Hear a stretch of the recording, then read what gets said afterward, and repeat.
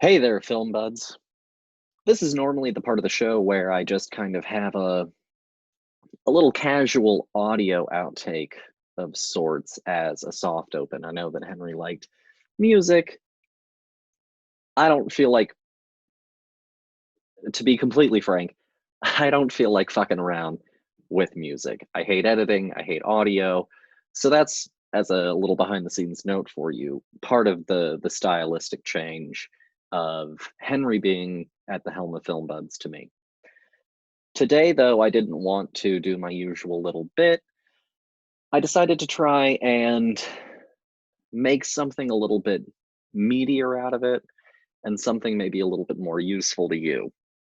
So, first things first, I want to address something that was brought to my attention by a listener, which was the fact that I have not extolled the virtues of my incredible co-host while Henry has been away, Lauren. I often just refer to her as my wife, and there's nothing technically wrong with that, but it also doesn't do her any favors. Um, and it is a disservice to the incredible skills that she has.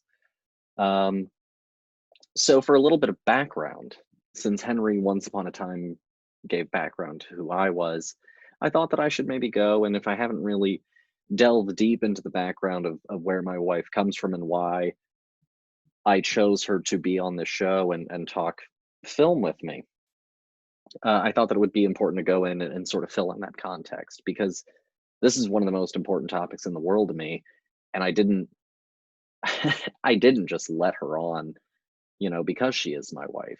It is 100% because I also love talking to film about her and think that she has very incredible insight. And that all comes from her background and who she is. So, Lauren Thompson Davis is a lifelong music performer and stage performer. She has been in theater and music since she was, in church as a kid. And then eventually she moved into a magnet performing arts school. That's the high school that she and I jointly attended, but it was also a middle school, Northwest School of the Arts in Charlotte, North Carolina. We actually are, if I'm not mistaken, the first high school to put on the color purple. Don't quote me on that. So she went there. She went to Northwest starting in middle school, and she also continued on into high school. She was a singer. She was in musical theater. She actually had a lead in one of the performances while we were there, Wedding Singer. And she also performed in community theater in the North Carolina area. And then following that, she actually went on to a conservatory style program at a Virginia university. And she studied musical theater. And she had to do technical theater work, and she had to do costuming, and she had to learn theater production at every level. Following college, she then relocated to New York. She worked for a while, saved up, relocated to New York, and she tried the acting thing. And she was in a few performances and a part of a traveling group for a little while and auditioned for several Broadway and nationally traveling shows, nationally touring shows. So she is certainly not here just because. She is a very incredibly talented, wonderful, thoughtful person who perpetually gives me new insights and is constantly giving me different perspectives and brings all of herself into a discussion on film and all of her background. And she's incredibly thoughtful. And furthermore, I think that it's useful to have on a certain level of performer perspective, right? I come at from and Henry come from more of a background role, whereas she was supposed to be out there in front of the lights saying the words, right? So I think that it's important to sometimes have varied perspectives, not even just from, you know, the obvious things, male, female, gender neutral, Christian, Hindu, Taoist, but also writer, director, costumer, performer, and maybe even having non-film backgrounds. I think all these things are important in the discourse, right? Especially since film is such an amalgam art. And I realized that I had done her a very big disservice, and she doesn't know I'm saying all these nice things about her right now. So hopefully she'll get to sit down and hear this, and it'll be a nice surprise for her. But it was a real disservice to her, and it was a disservice to you.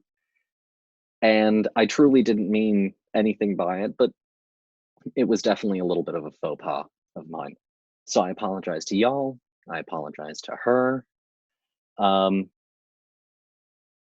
now we'll get on with the show. Hey there, Film Buds. Welcome back to the Film Buds podcast. I am your host, Paul, and I am joined by very much more than just my wife, Lauren. Hi. So we're actually still waiting on one of our hosts for today, one of our guests for today, friend of the show, Nick. He should be joining us soon, but he's a busy man with a little baby at home. So things happen.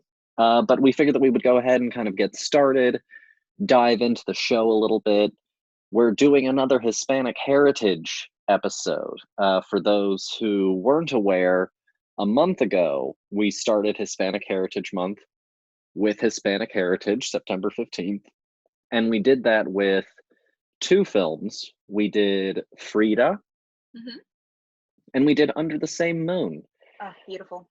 And both of them were specifically from the Hispanic community. They were both Mexican films from Mexican, perspectives.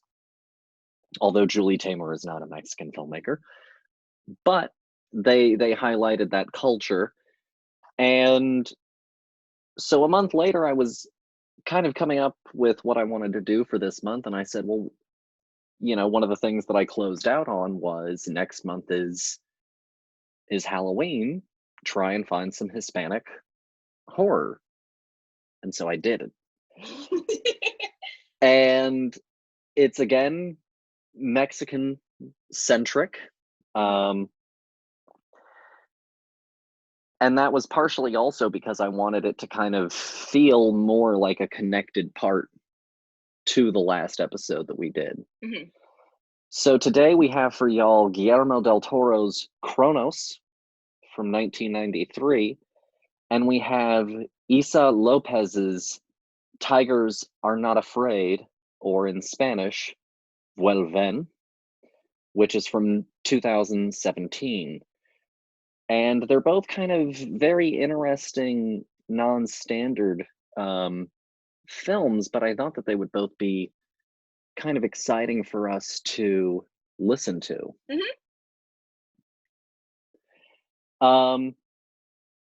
But before we jump too deep in, I thought that, and I'm sorry I've monologued so much, I've barely heard from Lauren. I don't know who you're here for. But if you don't mind listening to me a little longer, I thought that I would go and give y'all a little history, frame some of this narrative that we're having for you, because we all have a general idea on American film and television history, even if it's probably far more shallow than I realize for the average person. But what you definitely don't know is Mexican film history. Yeah. So I decided that I would go and do a little dive. And I went to good old David Cook's textbook. I've referenced that book so much, but I went to it. And I decided that I would go and give you all a little crash course before we get too deep into this on Mexican film history. Specifically, only from the 20th century. I was like, should I go back further? But then that's a whole can of worms. So I'm really just going to focus kind of on like the last 100 years. That's okay with y'all. So around the 1940s, Mexican cinema starts to get government funded.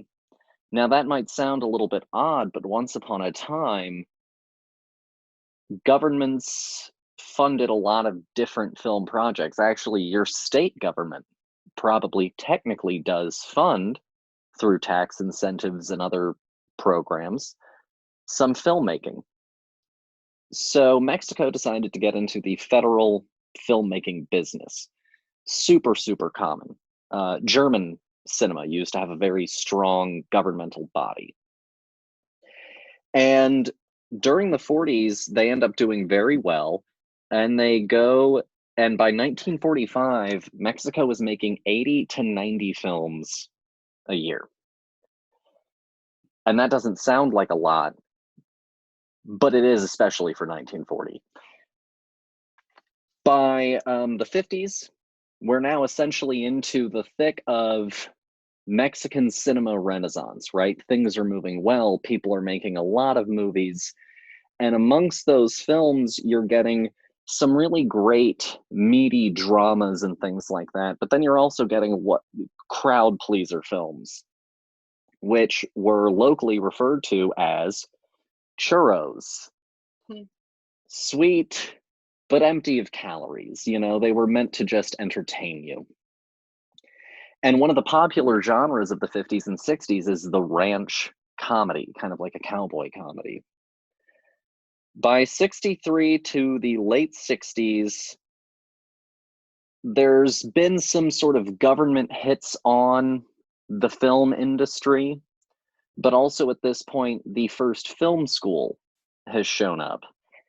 And so from 63 sort of onward, you end up getting some independent cinema that is often government critical.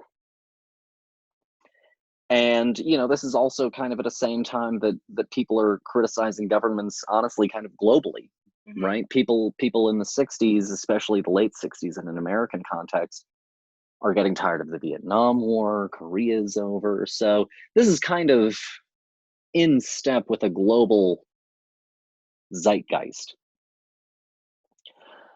From about the 70s, early 70s to the late 70s, government policy actually starts to encourage social criticism in film, and also tries to go in and start to kind of build back some of what had fallen off a little bit in the 60s, right? So like the 40s, 50s, golden age, 60s, bit of a come down. So the 70s tries to correct that, and they try to be like, no, be socially aware, you know, spend and go and spend money in ways to improve what you can do production wise. But ultimately, it isn't really enough. By the late 70s, a new administration comes in and he hands the national cinema apparatus to his sister, and she immediately starts to privatize the film industry again. And she starts to gut some of its funding, and it ends up having a lot of calamitous effects. Furthermore, a whole bunch of people, once it left the government sector, decided that they were done with filmmaking overall. And so a whole bunch of the craftsmen that had been coming up dipped. Then the real big disaster strikes in 1982, when, not unlike the loss of the library at Alexandria, the main Mexican film archive burns down. Really? Yeah. And loads of film is just lost. And not even some of it probably wasn't even just Mexican. But also we probably don't have a really accurate grasp on what all was lost, because the records of what was in there We're probably lost. So Of course. 82 is a fucking shit show. And then they have a financial downturn. Good. So by 83, a new government institute is created. they try to help step in and, oh, here we go. Nicolas. Hey, man. Okay, hello. Hold on. Let me get rid of that background. If I can. Can I even... Can you guys hear me? Yeah. Can you hear us? Okay. Yeah, just check. It's okay. I'll pick up where I was though, because I was actually you kind of came right just in time. I was talking about the Mexican film industry. I mean, as one does. And so I was going through, and we had just hit the point in Mexican film history where in 1982 the National Mexican Film Archive had a fire. Yeah. I'm aware of that. Yeah. And so then 83, a new government institution is created. From 83 to 88, there's a little bit of a boom because some money is pumped back in. But by the time you hit 91 to 92, the movie production in Mexico actually completely fucking flatlined. And that's actually why a whole bunch of people started to go to outside financial sourcing, which is partially what led directly into Cronos. And why Cronos was able to get funding. Good lead in. Excellent. Have you already started this episode? I just did a little bit of Mexican film history background, that's all. Yeah. Cool. Yeah. Okay. How have you been, man? Dude, I'm exhausted. Yeah, sure. Yeah. How's the kid? I'm so tired. He's great. He's the best.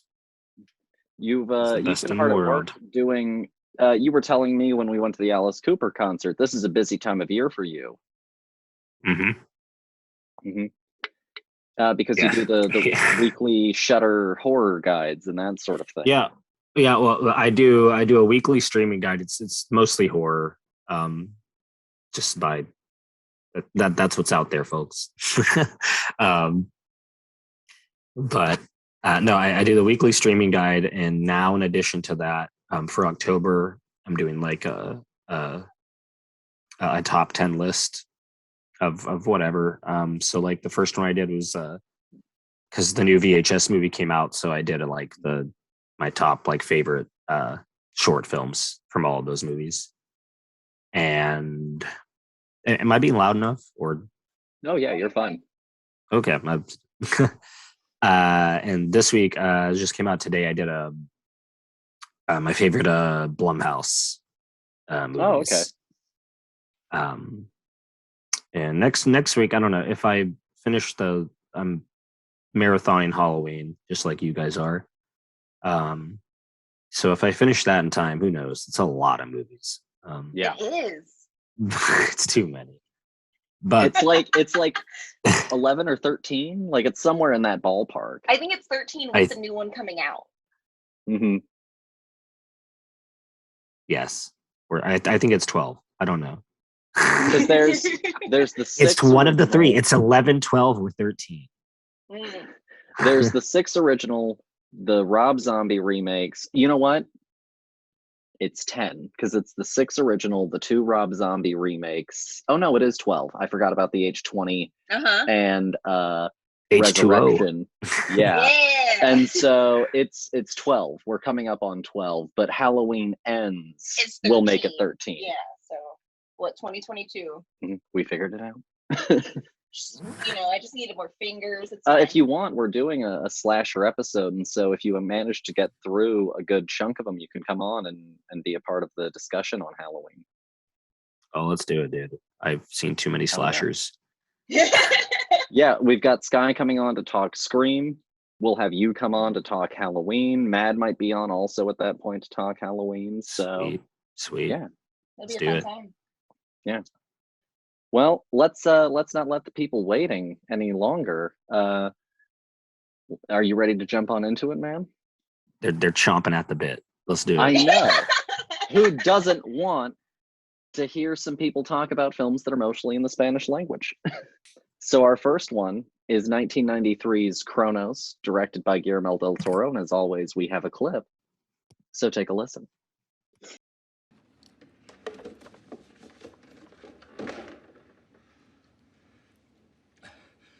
Por favor, por favor, por favor. Con todo cuidado, por mi alma, por favor.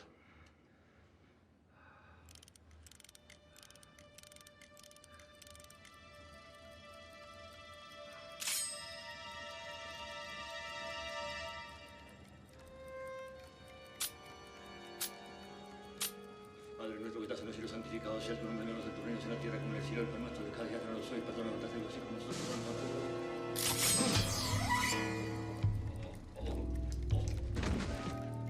So, that was Cronos by Guillermo del Toro, written and directed by Guillermo. As I said, it comes out in '93, and it stars Federico Lupi, Ron Perlman, Claudio Brook, Margarita Isabel, and Tamara Zanath. I think that's how you say it. It's with an X. And the main synopsis that you actually get is like an alchemist from the 1500s creates a device that grants the user immortality, and that's it. I was so thrown off by that because that's the one like on IMDb or something, or like on the HBO Max page or something like that. But yeah, that's what I read, and I was like, because I didn't know anything. I was like, okay, well, here we go. And not, I mean, that's how it starts, like the first 30 seconds. Keep going. No, so Kronos is about this old man who works like in an antique store, basically, and he someone like leaves. Someone like comes in and leaves this thing, and it has the alchemist thing. I think he just found it. Like, I think that it was just like one of the various things that he had. Who the heck was the guy then that like came in? He was looking for it. He was like, I think like a junkie. I see. So random aside, I think that the reason that he's a little like itchy is because of the theme of addiction in the movie. And so I think it was like, he was like an addict coming in. I think he's like ridding himself of it then. Oh, you think so? Maybe like he's the one that had it last and he comes in and it's like away with it. Well, I was thinking he was going to get like the tip money. Like he ran around and then told Ron Perlman so that way he could get, like. Oh, I see. He's like the start of the chain there. I see. Mm-hmm. Look at that. I'm in trouble. I didn't pay good enough attention right off the bat. Oh, no, you're fine. You're fine. You're fine, my man. Anyway, so he finds this device. If he finds this thing and it goes in him like a needle, subtle. and it turns out this is a vampire movie. Yeah, no warning. To put it simply, she actually guessed the vampire thing just before I did. Who doesn't love surprise vampires? We're sitting there watching it, and suddenly she's like, "Wait a minute, is this vampires?" And I'm like, honestly, at this rate, I don't fucking know. It was the moment like before he licks the blood off of the floor, and I was like, Mm-hmm. It's really, is that not the defining moment of the movie right there, though? Yeah, that is. There's a scene in the film where he just is lapping up a puddle of nosebleed blood off the bathroom floor. Yeah. And it goes on for a good little bit, and it's wonderful. It's so good. Well, my favorite. It was the point in the movie where I was like, "This is fantastic." Yeah, my favorite bit apart from that, like even before he went down to like the full sort of like debased, I'm gonna lick it off the floor, was the very careful. I gotta scoop it. I gotta like rake. And he was doing it like a line of coke there. Yeah, again, very subtle. Mm-hmm. Very subtle. He was scooping up the blood like he was about to snort it up. Yeah. So the movie was absolutely nuts. I, like you, didn't know much about it. I knew that this was his first movie. But like that was pretty much all I had. It wasn't until we were just about to start it that I realized that his first movie had Ron Perlman. I didn't know. I didn't know a single thing. You got that text from me the other day because I just looked up. Like, I was like, well, what? I'm sure there's like a billion movies called Cronos. Yeah. You know, like what in the world? And I only saw the year, so I asked if it was the 1993 one. You said, yeah. And then, I looked it up and I was like, oh, this is Guillermo del Toro. I was like, oh, and it's his very first movie. Yeah, I mean, this dude came out swinging, took no prisoners right off the bat. Yeah. Yeah, and I was looking into it. His background was in visual effects makeup. He spent the 80s working as a makeup artist, and he even had like his own visual effects makeup company called like Necropia, I think is what it was called. Okay. And then he did some short films, and then he did some TV shows. And then he landed this as his first film, partially because he had to go again outside of the country to find funding for it. But I think part of that funding agreement is also then why he ended up then going and doing Mimic 4 years later, which was his first big like English language film. Here's a fun thing here with this and the last episode I was on is that we're doing the Hispanic Heritage Month stuff, and I'm the Hispanic, but you're the one explaining all of the history of like not even just like the individual filmmakers of the movies we're talking about, but like of like the film industry of like their respective countries. And I'm over here like I have no clue. I don't know. Well, know me. I'm a research fiend. I gotta know. I need the picture. I do too. I know. I do the Wikipedia dive as everyone does. Yeah. It really depends on the movie. If I'm really about it, I like to look up, try to find some interviews or some essays on it. Well, honestly, I really liked this movie, and I wanted to know more about it and where he came from with it. But on Wikipedia, kicks ass. I mean, I need to say it again. No, I know Wikipedia is pretty blank on it, but sorry to interrupt. Sorry to train of thought again. I want to reiterate again. This is a really, really good movie. It's one of those movies that I've been watching such a crap lately, which is funny. That's not true. I've seen plenty of good movies, but I don't know. I feel like I was in a dry spell because I just watch stuff all the time. Mm-hmm. But this is a movie that's like in the first 15 minutes, I was like, I'm really enjoying this. Yeah. Right. I'm really enjoying this. I feel like we can only go up from here. Yeah. Instantly, I'll say this. Do I think the movie is necessarily as like good as some other Guillermo things? Maybe not. But I was so drawn in with Jesus Grease as a character, like instantaneously. I was like, who is this old man? I love him. Like that actor was just so charismatic that I was like, I enjoy him.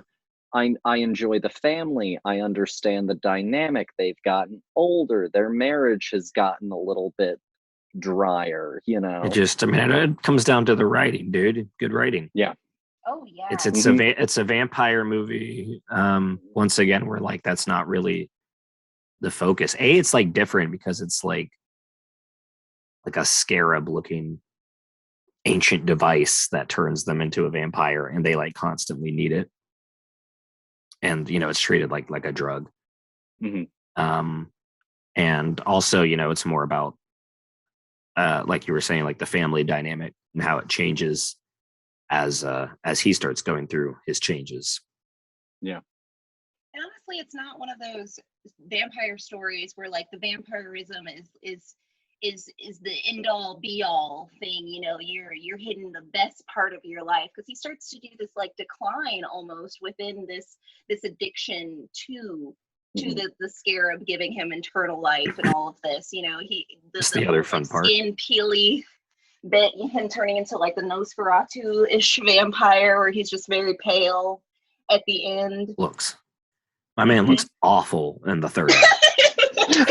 He like his have like a really good peak. Like it starts to give him like make him feel good. He's like, yeah, I feel great. My health Shave my feels great. mustache. Yeah, I'm feeling He looks like my wife. the third act when he's all messed up. It looks like it looks like stage makeup that it's like the last show of like a tour. Oh yeah. It's really like thick in some parts too. You can tell that like it's a huge layer on top of him. Oh, I know, he was hot. Oh yeah. Well, and the whole thing also has like a discussion on appearance, and I think on a certain level there is some discussion vaguely on vanity, even if it isn't very deep, because he immediately enjoys how much younger it makes him look. And Ron Perlman is, very obsessed with his nose. Yeah. And so there is on a certain level a little bit of Ron Perlman is commentary. fantastic in this movie. Oh, let's talk about Ron. The youngest Ron Perlman I've ever seen before. Love it. Here's what's also really cool about this movie, with this being Guillermo's like first, is that it already immediately has like his sense of humor, isn't it? It's like it's a dark story, as always. It's got like the dark fantasy vibe, just like he always, it's like he's known for. And again, like for a vampire tale, it's really steeped in like a deep like mythology, like a ancient history kind of thing. Very very mystical stuff. We were briefly listening to, while I was trying to help you find a clip for Cronos, where it's the director's commentary over it, and he was talking about how he really wanted it to be very steeped in this alchemy that was the basis of it. And he tried really hard to make it very, very apparent that was where like all of the I guess the science fiction came from, was from the study of alchemy, instead of it being, I guess, something just vampirism.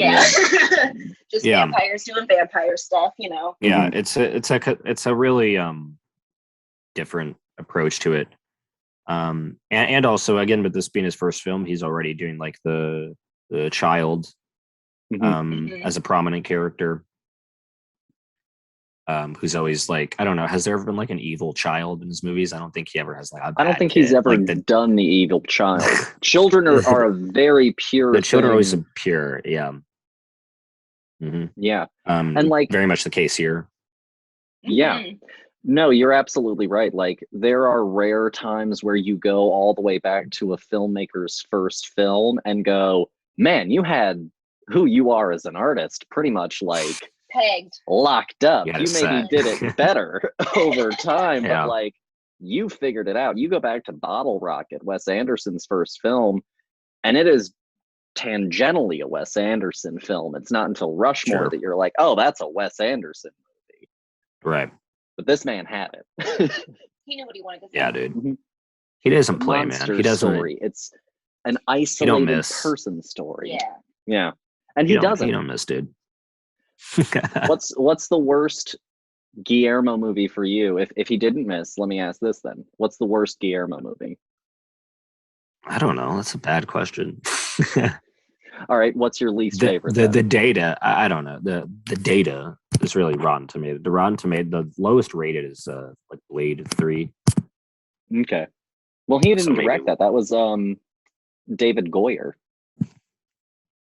Word. He and Wesley Snipes did not get along on the filming of Blade 3. Oh no, sorry, Blade 2. Oh, okay. Blade 2 is his, yeah. Blade 2 is probably his, I guess, worst critically reviewed movie. Man, I don't know. I haven't seen all of his movies. I guess if I really I haven't seen Mimic or Devil's Backbone or the second Hellboy. You haven't seen the second Hellboy? No, I have not. It's actually really good. I like the second one in some ways more than the first. And actually the second one has my favorite Seth MacFarlane performance. That's specific. I guess you'll have to watch it to Favorites. find out what I mean by that. Favorite Seth MacFarlane performance. What a Followed by person. Ted. Yeah. Happy Hispanic Heritage Month. Let's talk about Seth MacFarlane. Talk about Seth MacFarlane. But no, yeah, I like Hellboy 2 a lot. I think my least favorite would maybe be Crimson Peak, and that's just because it's not even really because of anything that he did wrong. It's just, it's not, that kind of gothic tale has never been one that really caught me. Sure. It's like a more of a personal taste. Yeah, and that's really all that one is.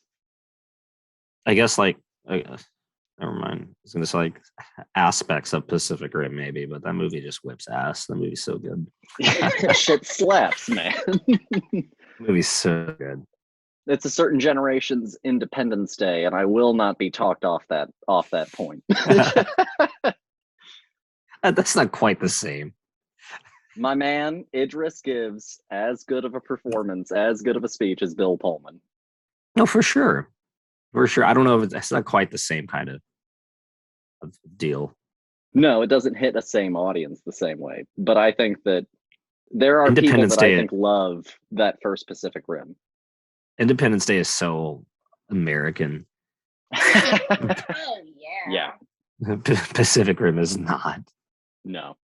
But that's Guillermo. Like, even when he did Hellboy, there was nothing about it that necessarily was like It's not defiantly American. Yeah, Oh, you thank know. goodness. And that's the best part of those movies, honestly. Well, and that was another thing that I noticed about this movie and a lot of other Guillermo movies, and also the time in which he grew up.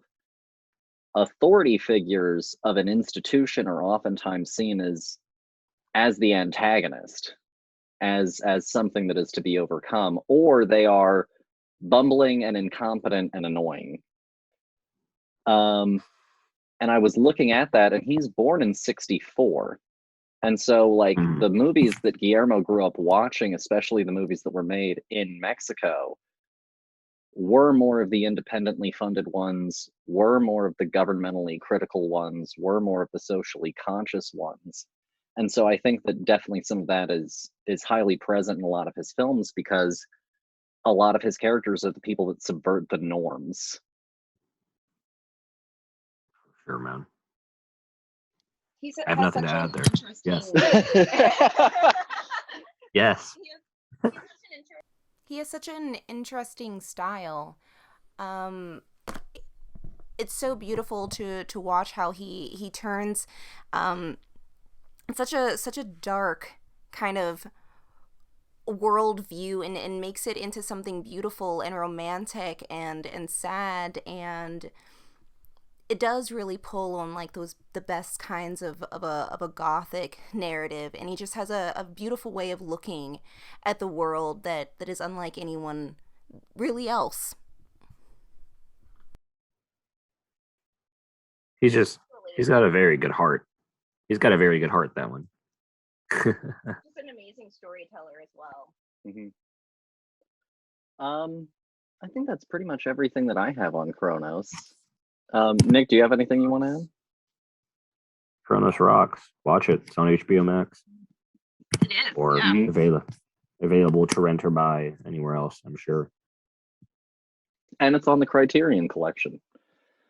Bada bing, bada boom. So Nick, if you had to give Cronos a score, what you giving it? I don't know, like 4.5 out of 5. Okay. Pretty damn good, folks. Honestly, yeah, that's where I was living too. Yeah, 4.5.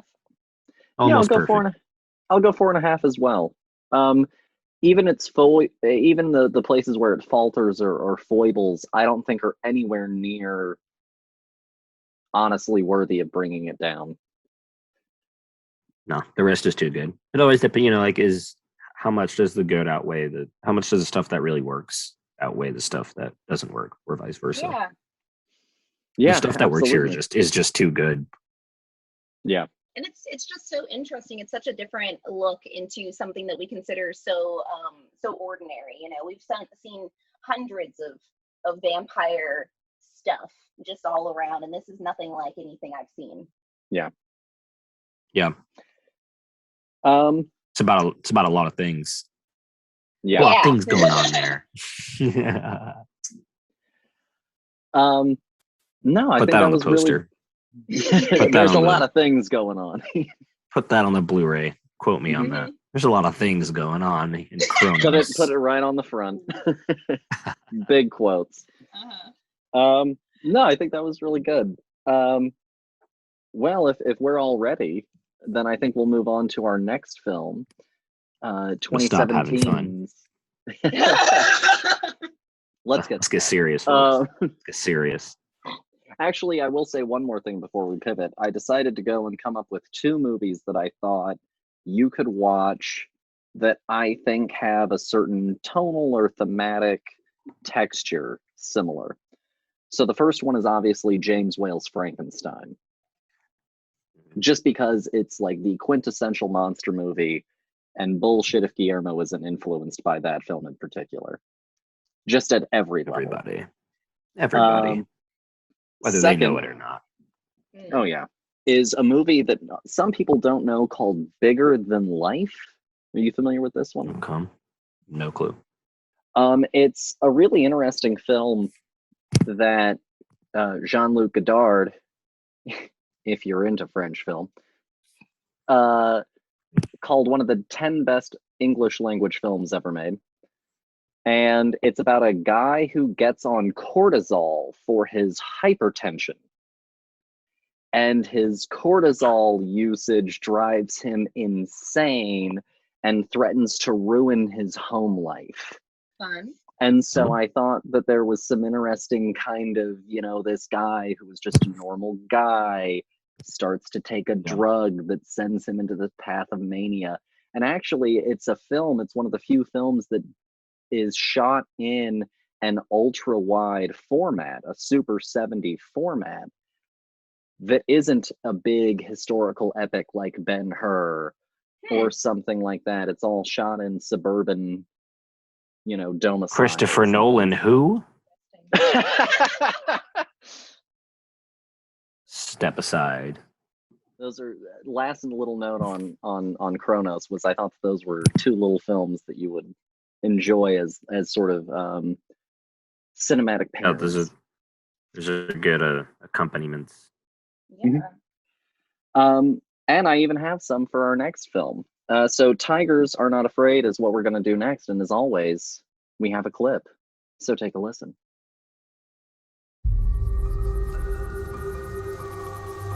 Había una vez un príncipe que quería ser tigre.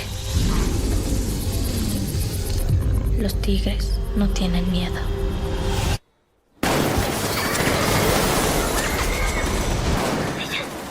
Los deseos, como en los cuentos.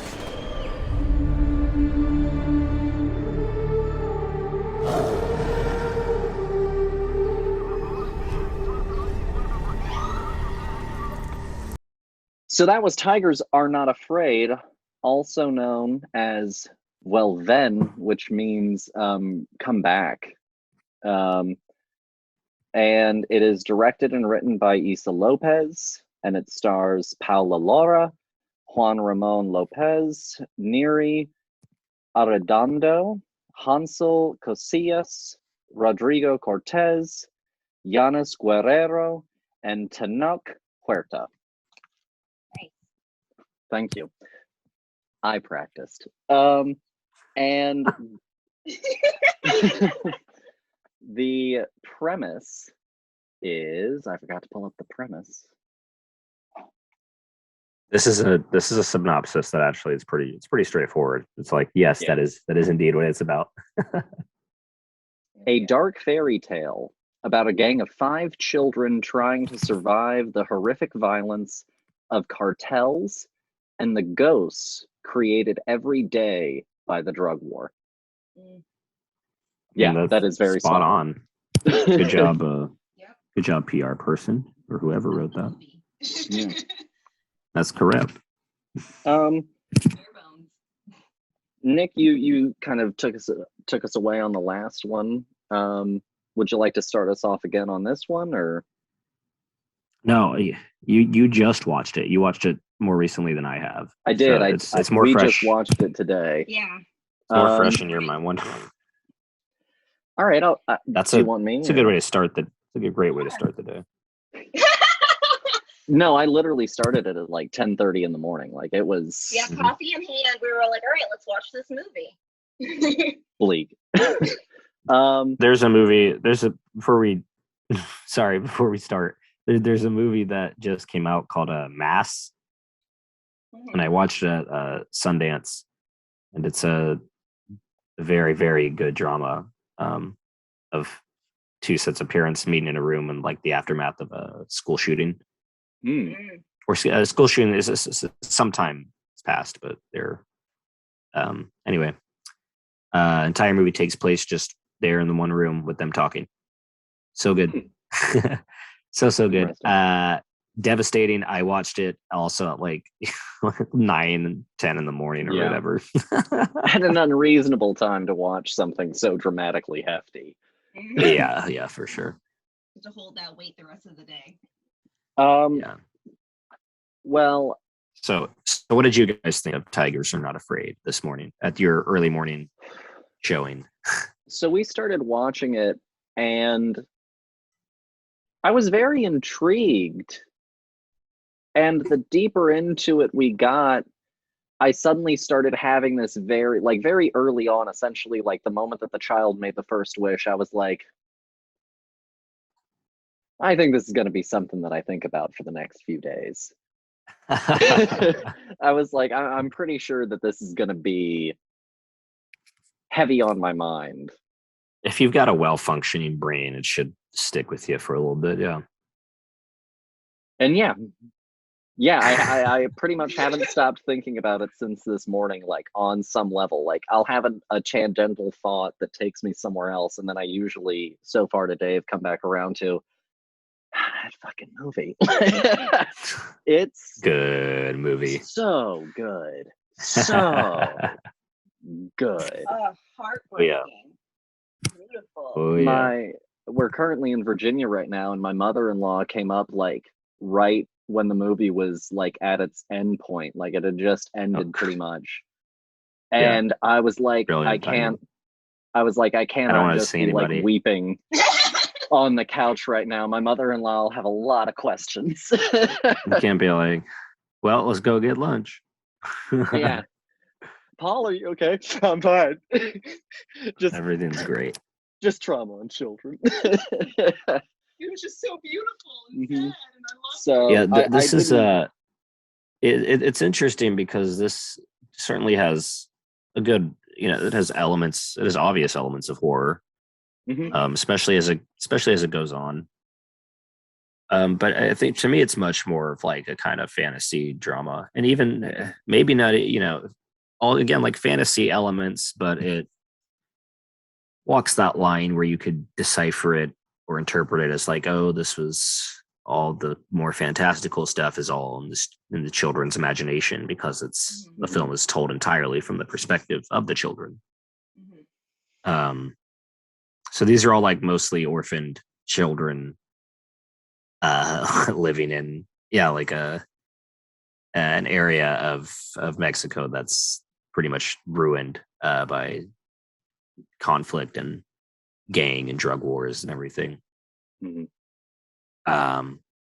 And basically it's really just about, there's like a goal that I guess I won't spoil. It's not you can see when you watch it as far as the plot goes, unless you want to get into the plot more since it's more fresh for you. I mean, we can definitely touch on that a little bit more, but it's it's a nice like juxtaposition from a usual like child fantasy like adventure movie, because it's like adventure but it's so somber just because just as like an audience member of the setting and everything, and it's something that doesn't shy away from child death.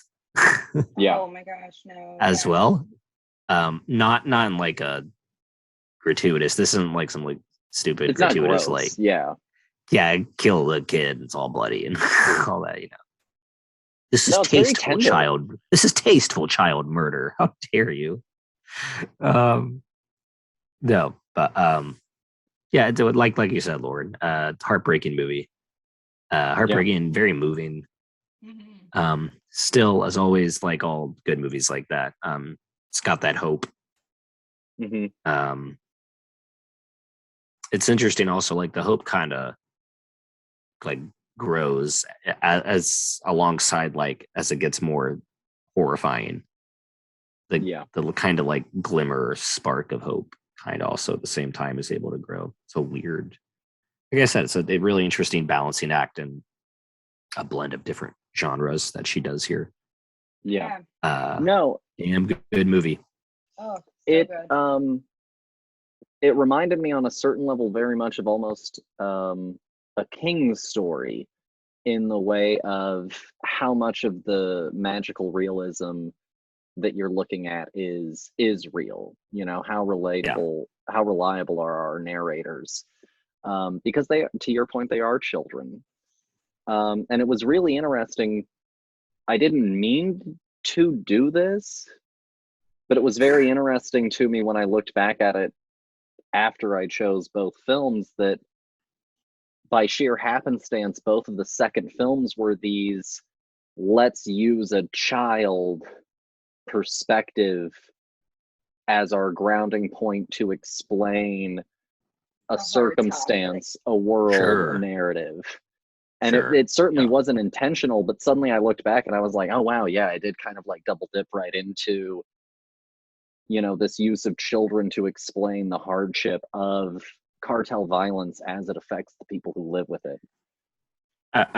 I think those are always, that's obviously like an incredibly difficult thing to do when you're telling a story from the perspective of children, and movies that are able to do it, you know, like tragedies from the perspective of children. I should clarify, or like historical tragedies, stuff like that.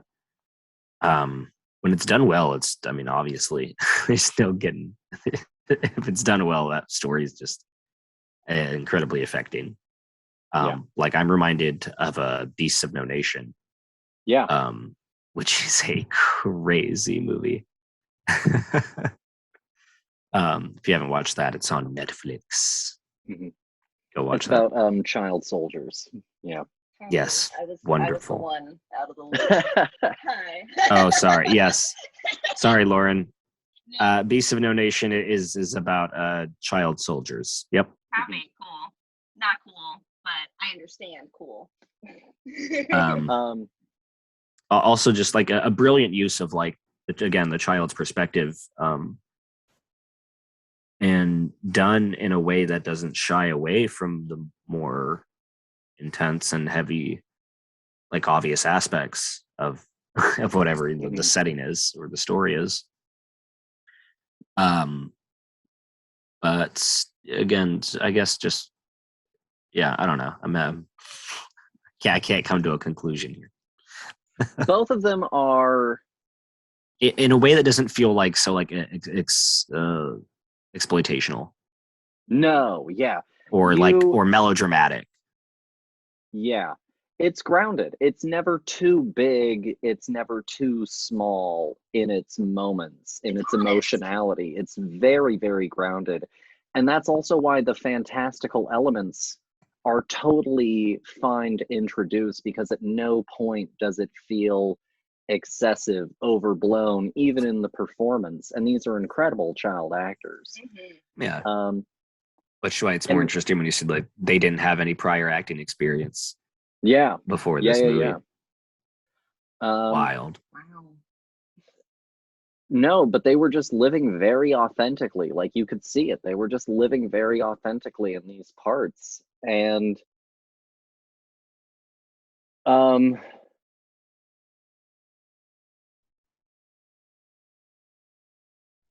I think it's like the whole package, man.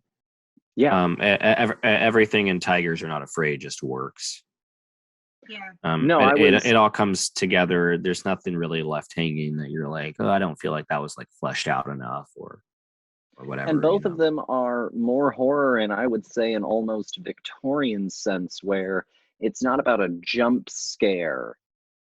It's about creating an atmosphere and about having your horror not the thing that isn't scary isn't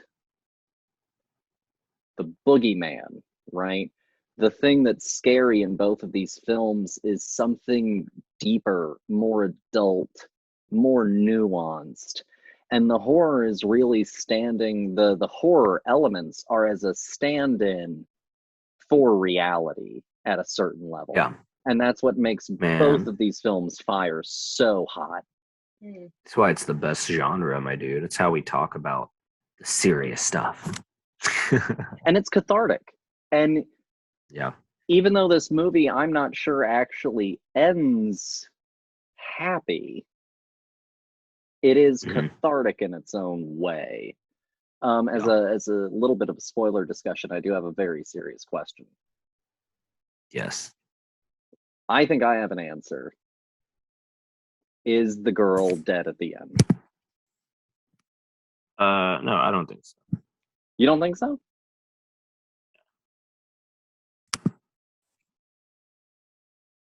Like the main girl? Yeah. No, I don't think so. Interesting. I almost read a certain, and maybe it's just like something that I read into it, I almost read a certain ambiguity. You're like they're all dead. Yeah, a little Kind of bit, like because like for a me it was path almost into a peaceful existence. so quickly fantastical an ending, and maybe it was just meant to be a visual metaphor of her freedom when she stepped out on the other side, that she was now a big cat roaming through a free plain. She's the apex. And maybe that is kind of more of what it was hinting at. But on a certain level, I also kind of stopped and I was like, I don't know. Maybe it's heaven. I think it could be, anything's up for interpretation, I guess, unless the filmmaker's directly like, no, fuck you. it's about this. I guess. And even then, for some people, it doesn't matter. They're like, nah, I mean, it's too late. But honestly, too late. I think if she lives, I think that ending still works for me. But if she dies, I think that it also still works for me. I'm not upset with either option. It is definitely very ambiguous, I would say. I go for the she lives because, like I said, I to me there's like an undercurrent of hope throughout the movie still, as bleak as it seems. Well, I think that's where it, coming from like a child's perspective, I loved watching these kids still find ways to entertain themselves and be happy, have fun, and be children well, it's in this harsh environment. Just what kids do, yeah. Yeah, what kids do. And I think that if this movie had been centered in just like an adult perspective the entire time, we would lose a lot of that whimsy and that hope and that will to just have fun in the sheer heaviness of the topic. Yeah. Because, as adults, we have a hard time just like, letting go. Yeah. No, I think that's fair. Good movie. No, like I can't recommend it enough. For me, it's very much like the experience that I had with Under the Same Moon. Like, I'm gonna keep thinking about this movie. I'm still thinking about Under the Same Moon. That's because it's about children. But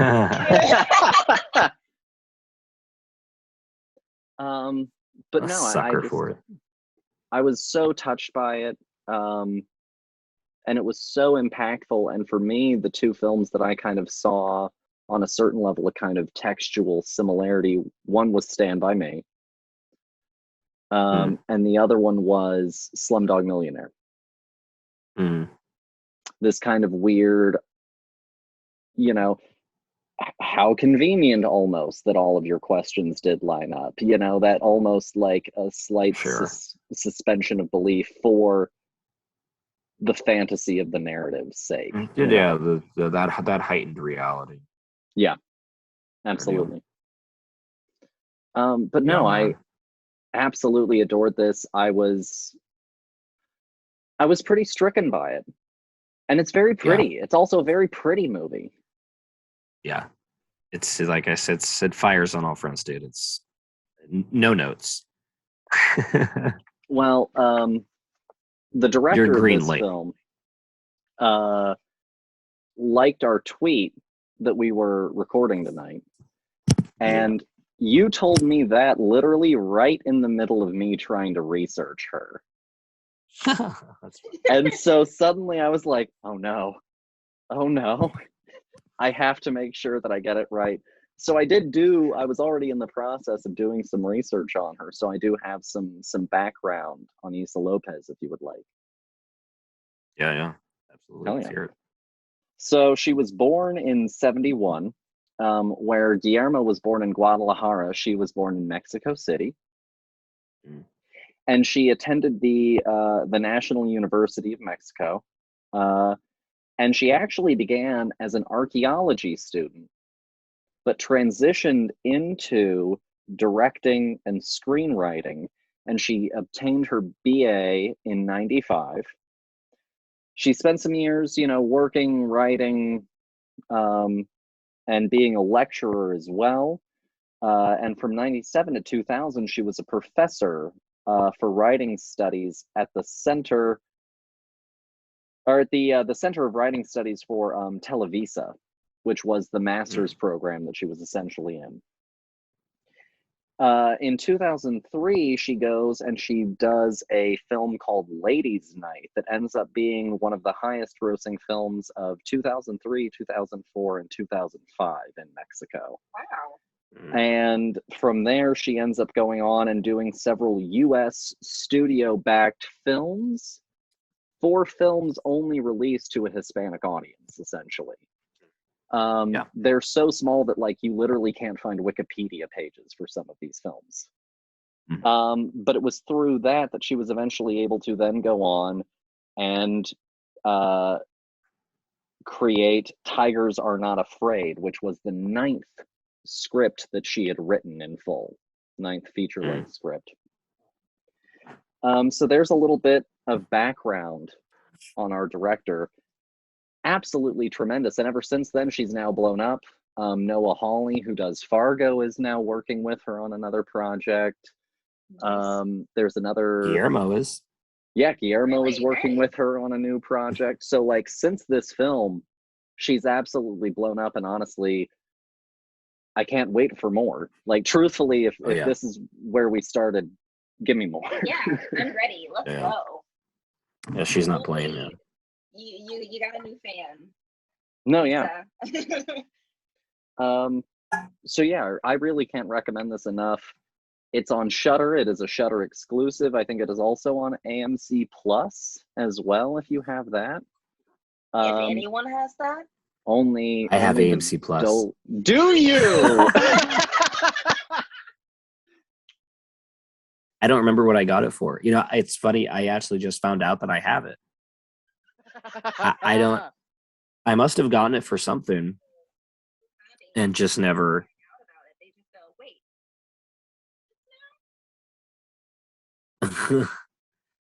I went to I went to look up Halloween on Amazon. Watched Halloween 2? Yeah, I watched the first Halloween and Halloween 2. Okay. And they were there, but only with AMC Plus, and they were like, "It's available with your AMC Plus." And I'm like, "What? Why do I have AMC Plus?"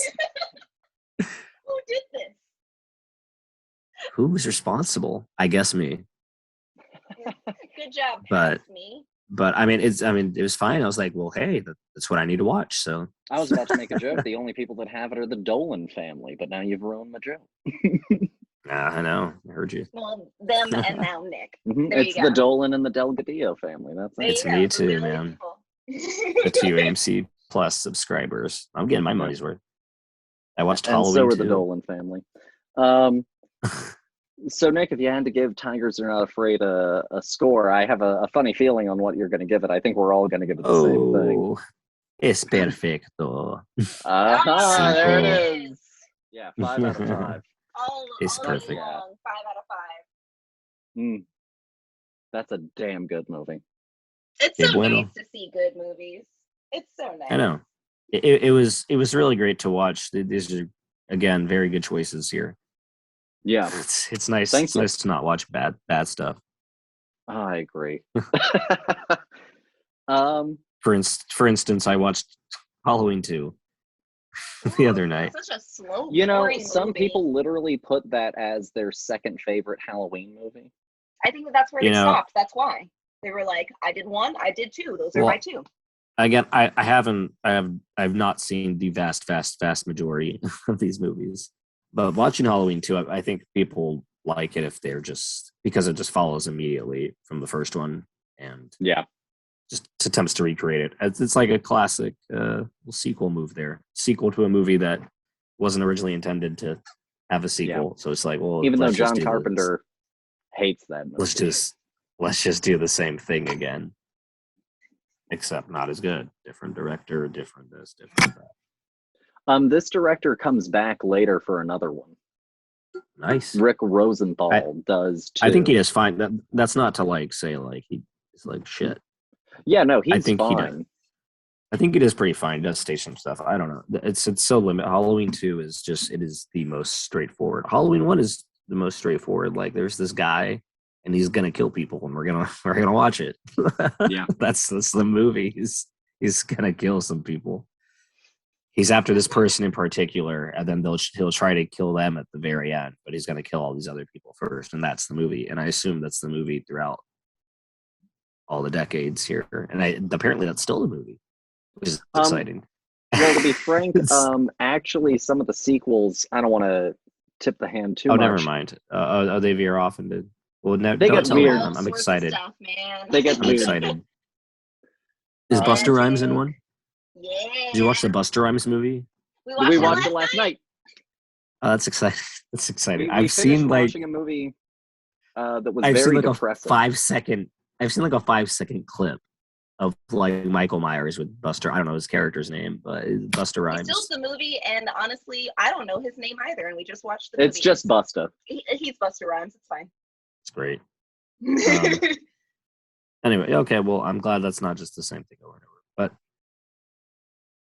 But we've gone off topic here. Halloween 2. Well, I mean, we kind of wrapped things up, so it's okay.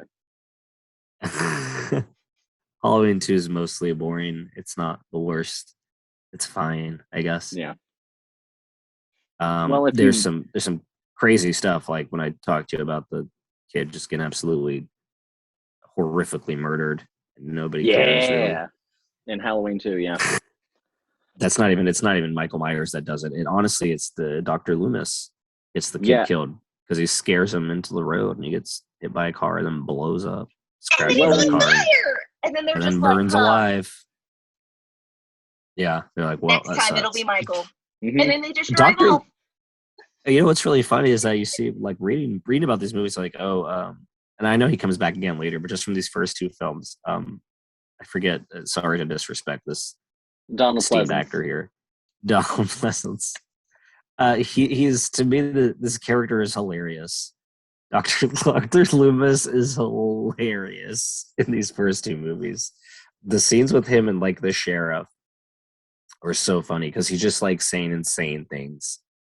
It's like he's not human. He's got the devil's eyes, and like the cop has no idea what the hell he's talking about the whole time. No, he's so poetic.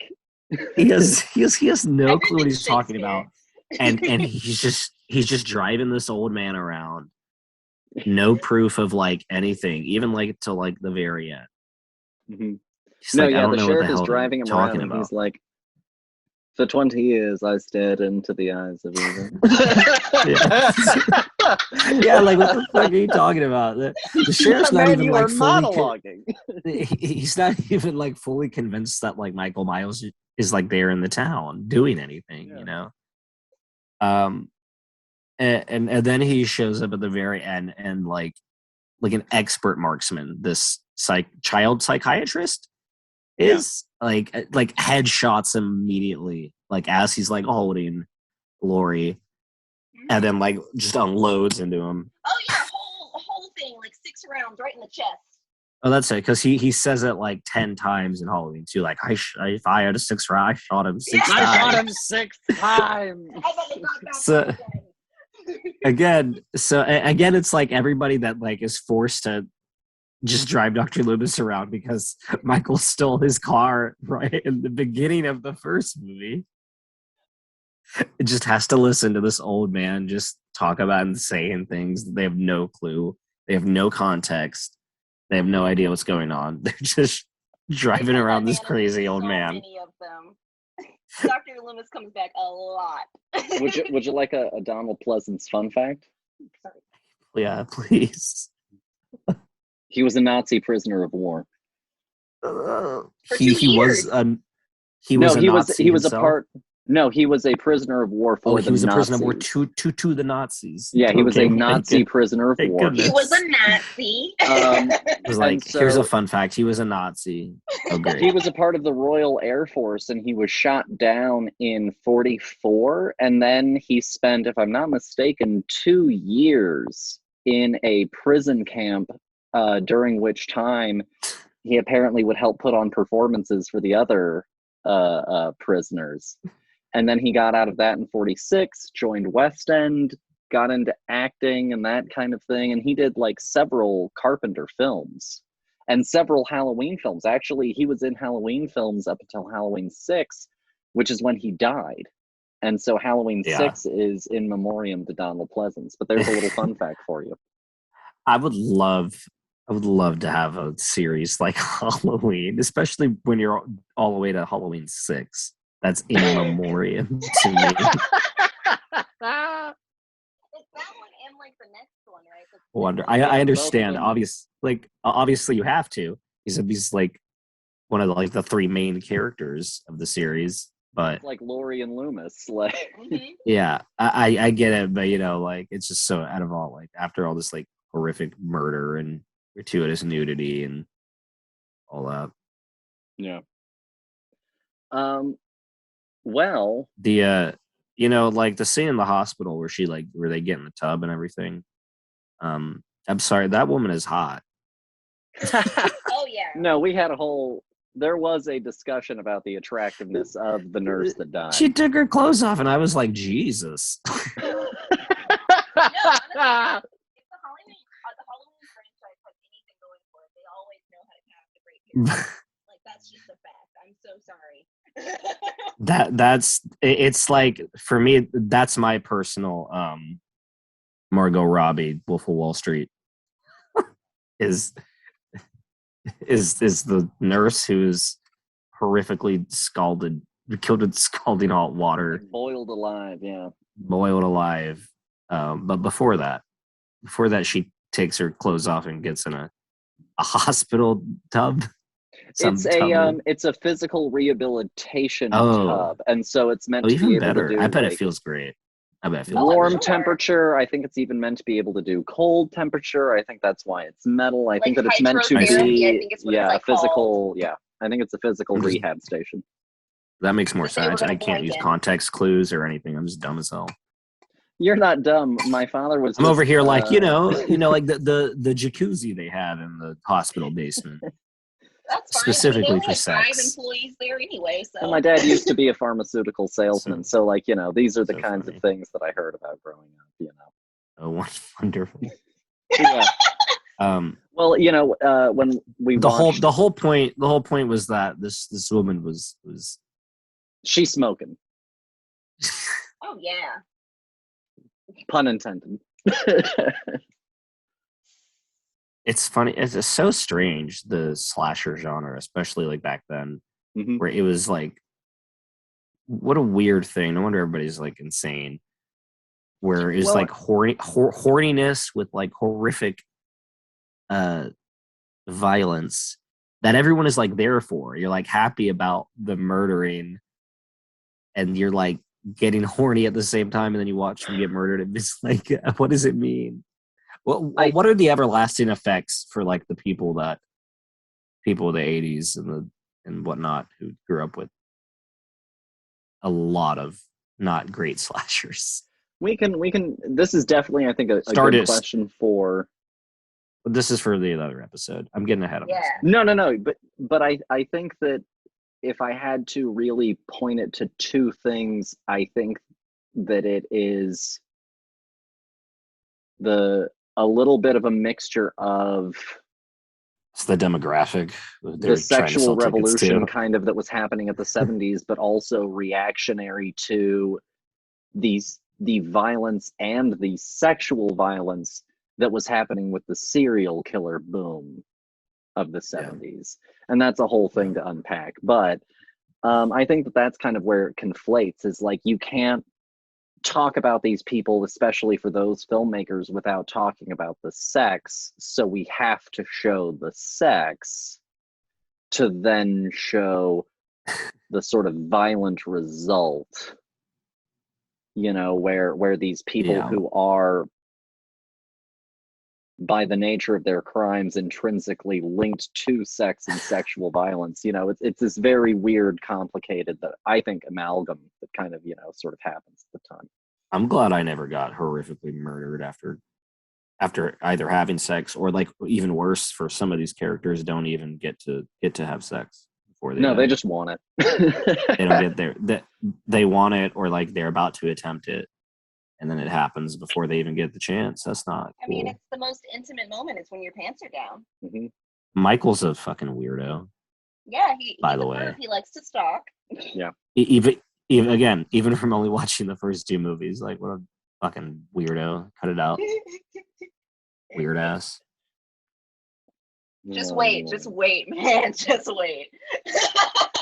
These movies. I like at the end of the first movie, he sets, like, he like makes everything to, like, open up and for the body to, like, flop down and everything. That's funny. Oh, yeah, What in the world opens the little door where, like, the woman is just dead? Like, Springtrap. he was prepared. He set all of this up in the time it took her to, like, get across the Very street. theatrical. Yeah, exactly. So, he's got showmanship, so good. honestly. All right. No, all yeah. right. I think I think that you will notice a weird absence of his theatricality, but I think, and I haven't seen the new one, I think David Gordon Green reintroduces some of it in Halloween 2018. You've seen the reviews for Halloween Kills? I've seen some. I've seen everything from the ultra positive to the mixed to the not a fan. The only person that I've seen so far who doesn't seem a fan is a critic that I very much respect, Walter Chaw. I've seen mostly, for me, I just from the people I follow, I guess, the non-negative response to it. And I guess his maybe wasn't negative, but he seemed his what I read of his literally just before we started recording was essentially kind of like, what he said was, it feels like it lacks empathy for the victims. Yeah.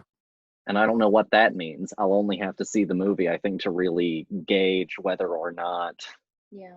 Because that was actually something that we talked about with Halloween 4, is that's the first time I feel they intentionally introduce a character that I am not meant to feel bad if they die. I see. No, yeah, like the moment he starts talking, you're like, and I hate you. Kill him. It's where Do it. it's where they just, it's the indulgent, like, you know, what the audience is here for. The audience, so really give the audience someone like, I can't wait for you to die. I know you're gonna die. And I can't wait I'm for it. counting down the seconds. And I hope it's brutal. Yep. Mm-hmm. Yep. Well, I think there were really, honestly, 2-3 other things. We kind of touched on what we've been watching already, kind of earlier on when Nick first joined us. So there were 2 things that I wanted to hit on beyond that. The first one was an update on the IATSE strike. The stage performers have officially said that if the American Producer Association, essentially, and the studios are unwilling to come to terms by October 18th at noon, they will be launching a full-fledged labor strike that will grind film production, television production, concert production, musical shows on Broadway to a halt. Because this labor strike, if I haven't really made the profundity of it clear enough, extends from everything from that dude that's labeled best boy in the credits, and you have no idea what that means, all the way up to costumers, to makeup artists, to stunt performers, to drivers, to ushers. It is essentially everyone that is below the line talent. And so all the way to whatever it is that the woman, the anti-vax woman we met at the Alice Cooper show does. Yeah, that's right. At shows here. I think she was a roadie of some kind. Yeah. Well, the Wicked thing. Oh yeah. She did do like She's- touring Broadway shows. Mhm. So beyond that, so yeah, the strike is potentially going to come. It's actually also coming. The announcement of the pending strike is also just before we got an announcement of a John Deere strike. So labor strikes are kind of coming A lot everywhere. of places on strike right now. Yeah, But, everybody's done with their bullshit. That's what happens. Yeah. That's what happens when shit sucks. Yeah, And as it always, is what happens. we here at the Film Buds are standing in solidarity. We have been making a conscious effort to honestly try and not indulge in new content. Like, that's not necessarily why we picked anything that we currently picked, but it's definitely helping me, I think, moving forward and informing of some of the decisions of what I'm going to talk about, at least until some of these things are resolved. Because just after the strike was announced, some of the studios said, we're tacking on extra production days for our crews that will bleed into when the strike might happen.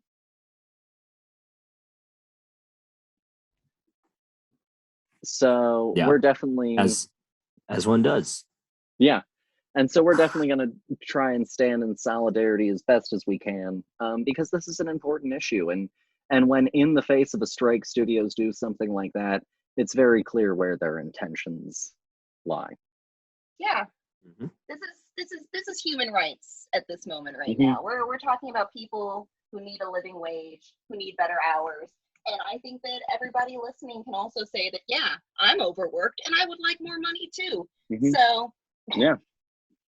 Let's all stand in solidarity with the people that make so much of what we consume. yeah. The second thing that I wanted to bring up was we have ourselves, and then we'll be done. We have ourselves a listener question. And it's a very special listener question. Hi, Paul, Lauren, and Nick. This is Henry from way back when. I really miss being on the show, but I have had a blast listening to it while I've been away. As Paul said on social media, I graduated Air Force basic training recently and am now in the 7-week Special Warfare Physical Prep course. It's going to be intense, but I'm glad to be here. I have not watched a movie since I shipped out, which sucks, but there's a chance we might be able to watch some soon. My question for y'all is this. If you were away from a long time, let's say 6 months, a year, what would be the first thing that you would watch when you got back? I actually think I'd start at sitcoms, but perhaps for film, I would pick something funny, like The Informant, Fantastic Mr. Fox, Ed Wood, School of Rock, etc. Thanks for keeping the show going, players. I hope to get back on soon. H. Let's go. So, dear Nick, if you were unable to watch film for a year... That's such a hard question. Right? I think I know exactly where I would start. I don't know. You know, so the question is if I couldn't watch anything for a year. Yeah, if you couldn't watch film for a year, let's say you were stranded on an island, you get back, you get to watch something. Where do you start? I need to catch up with current events first and foremost. But I actually barring that, I don't know if this is just for me. I'd want to watch something like new that came out in the year that I missed. There's always stuff to look forward to. There's always filmmakers I like making stuff. I don't know. I guess that'd be my answer. I want to see something that I missed that was new that came out. Okay. Dear, how about you? See, I feel like I would probably do the exact opposite. I'd be like, all right, what is something cozy and that I love to watch, to turn on, to just like remind me of why I like watching movies. Well, you know, I'm not taking into account like I've been stranded on a fucking island. I'd be a bit of a different person then. So I don't I'm still gonna stick with my answer. I'm gonna be a weirdo. Fair. So Sorry to interrupt you, Lauren. I'm sorry. Go ahead. No, Watch I something mean, I can't cozy. even like think of something specific. I have no idea. Oh, I have one exactly. Go for it. Great. Zach and Miri make a porno. I hope No. so. That actually might not be far from my start, but I know exactly where I would start. I would, if I, for whatever reason, whether by choice, by force, what have you, could not have watched film for a period of time, I'd want to go back to where the love began. And so for me, that's Star Wars: A New Hope. And that's probably where I would start. Star Wars. Yeah, and not even the rest of them. I maybe wouldn't even do Empire, but I think that would just go back to Star Wars. Yeah, go back to feeling like the kid that stared off at twin suns a little bit, you know? Like I would really want to go back and reconnect there and use that as just sort of like a starting point of like, and now I'm going to reintroduce myself. Maybe I'd watch the original Space Jam. Yeah, there we go. I'm talking about where the love really began. Well, if we're talking about where the love really began, then I feel like I could pick any one of the Disney princess movies. Oh, I thought you were going to pick the Into the Woods movie. Oh, which one? The concert one. Oh, well, that's like the actual Broadway performance. Well, I see if you. It's really scary to meet someone who is like, oh, the first movie I'd watch back was like Meryl Streep. into the first the movie woods. Back was James Corden's Into the Woods. It had to be. Really like to it watch, had to be Into the Woods. You know, Johnny in his zoot suit, just looking completely out of left field. But it's my favorite. No, I was thinking like something that I at could least sing he keeps it to. brief. Yeah. So you saying Into the Woods, I was like, that's the same kind of vein. You know, something that I can turn on that I know all the words to, that I can just, you know, have a great time. The Lion King. Exactly. Space Jam and The Lion King. Yeah. Maybe, I love Digimon the movie. Digimon the Digimon movie. Guys, Harry Potter and the Sorcerer's Stone. Oh, I love the Chamber of Secrets for me, baby. That was like my first DVD ever, like Chamber of Secrets. Oh yeah. It was like 4 discs because it had all like the special app on it. Yeah, I mean something nice and happy and that makes you like, you know, feel good after you watch it. Yeah. I don't know if I'm gonna, you know, after a year of not watching movies, be like, all right, let me watch something that's just gonna make me sob. Shame. I want to watch that iceberg hit that, you know, that ship and watch those people. You know what? Down. Honestly, if you looked at me though and said, I'm gonna start with Schindler's List. That's right. Honestly, if you looked at me and said, I'm gonna start with Titanic, I'd be like, no, I get it. It's cinematic. No, yeah, but like that movie. Let's start with Avatar. This is Papa Dragon. I need to see Papa Dragon. Stephen Lang, underutilized performer. You know what, Henry? Thank you for the listener question. Yeah, it's been so long since we've had one. Yeah. Please, thefilmbudspodcast at gmail.com. Send in your listener questions. Next month, we're doing international cinema. Send in your international cinema recommendations. Actually, I need specifically for my Indian listeners, I need a good Bollywood movie. So if anyone has one that is like, my dude, my man, my dude, start your Bollywood journey here. Super appreciated. Nick, is there anything that you would like to give our listeners as a last thought?